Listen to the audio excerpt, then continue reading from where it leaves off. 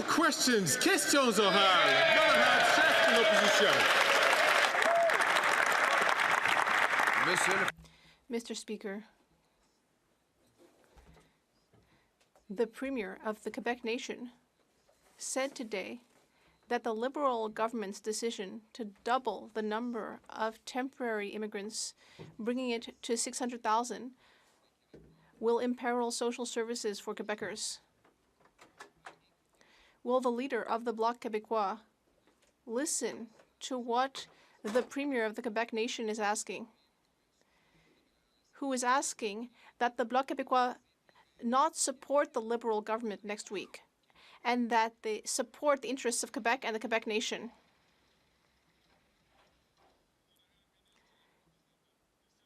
The Honourable Minister of Public Services and Procurement. Thank you, Mr. Speaker. I would just like to say that, like you, I used to be a page in the House of Commons, and I'd like to thank and welcome the new cohort of pages. We know that their responsibilities and services are extremely important. Thank you for being here with us. Now, it's laughable what the leader of the opposition is saying. He's saying that we should cut, and cut to help Quebecers, including in healthcare, childcare, and so on. Thank you. Avant que je procède aux prochaines questions, j'aimerais... Before moving on to the next question, I'd like to remind all members that it's important that questions have to do with questions of this government's administration in order to address issues of responsibility here in this House of Commons. The Honourable Leader of the Opposition. It's not just the Premier of the Quebec Nation, but also the PQ in Quebec that is condemning this centralizing, expensive government. He said that this government voluntarily destabilized Quebec, and that's an abuse of power by the federal government. The Bloc Québécois is propping up a party that is abusing Quebec, according to the PQ. Why has the leader of the Bloc Québécois abandoned the Parti Québécois and all Quebecers to keep the most centralizing prime minister in history in power?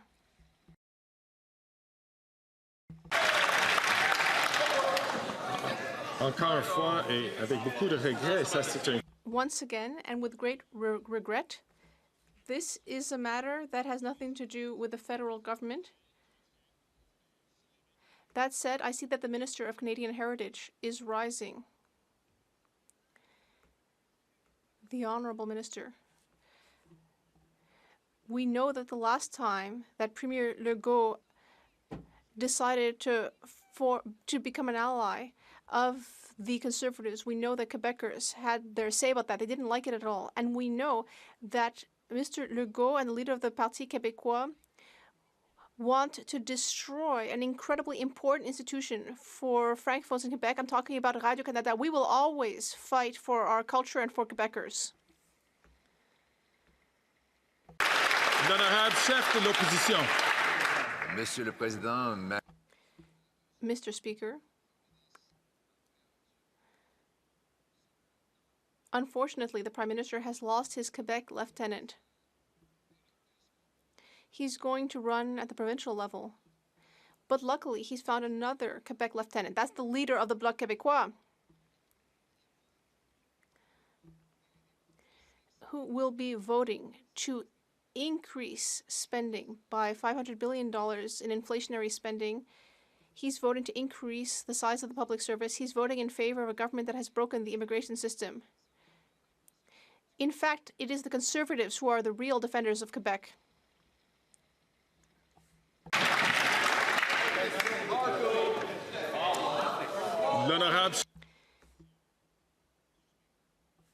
we all knew that the NDP leader had sold out the people and signed on to a costly coalition with this carbon tax prime minister to tax people's food, punish their work, double their housing costs, and unleash crime in their communities.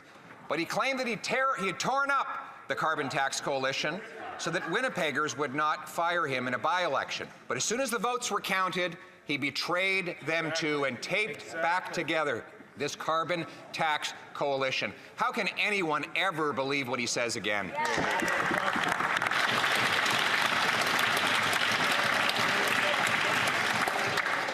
The chair is in a very uncomfortable situation here.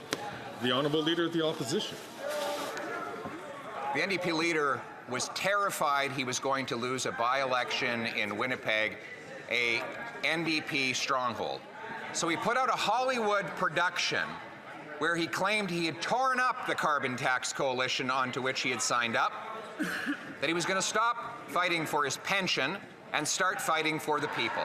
But once the votes were counted, he betrayed them again. He is a fake, a phony, and a fraud. How can anyone ever believe what this sellout NDP leader says in the future?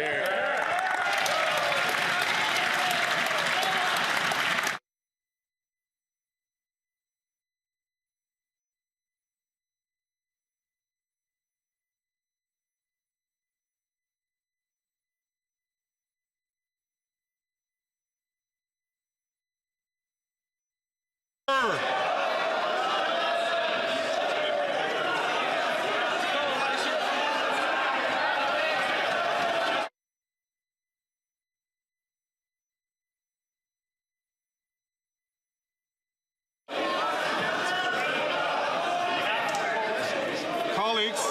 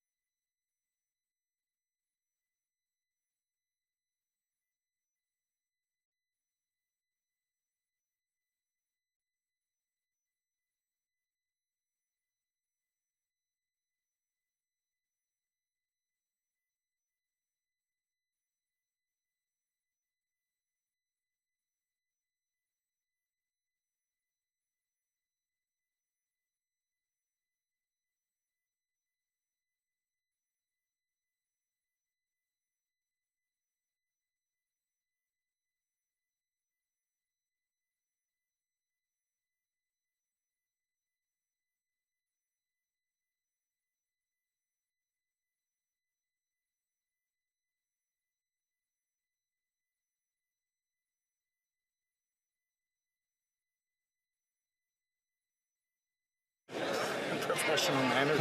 colleagues, order.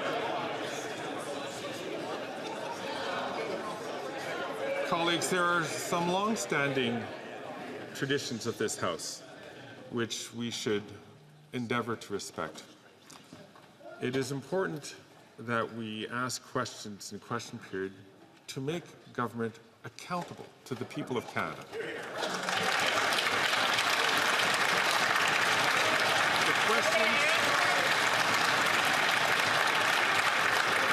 The questions, by their very nature, should be pointed, should be tough, should be specific, and the answers should also be clear.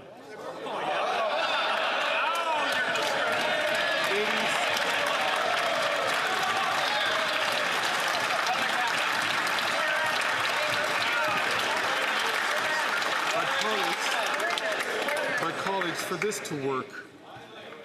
to work, we also have to make sure that we work within the rules that we have. There were some important questions which were asked, but were not related to the administration of the government.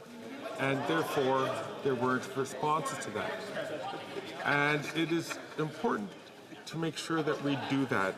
We have so many other tools available to us as members to make the comments that we need to make outside of question period, to comment about how we want to do. Now, while the microphone was off,